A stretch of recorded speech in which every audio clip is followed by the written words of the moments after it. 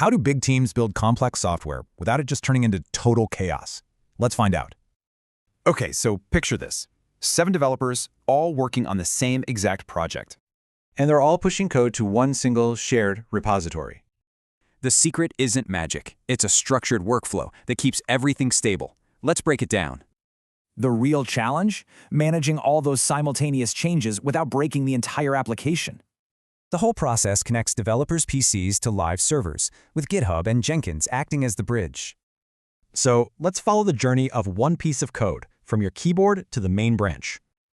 This 4-step loop is key. Starting with pull, make sure you're always building on the latest code. Your code is on GitHub now, but it's safe in your personal branch. It's your own sandbox. This is where your work officially joins the team's shared dev branch for the very first time. But before it gets promoted to main, your code has to pass a super important peer review. Think of the main branch as the official stable version. It's the source of truth for the project.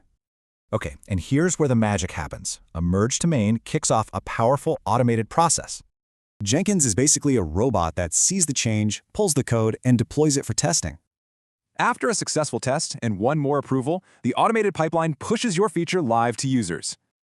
Of course, even the best workflows hit a snag, so let's look at what happens when things go wrong. See this permission-denied error? It usually just means GitHub doesn't recognize your computer. Why? It's usually an SSH key issue.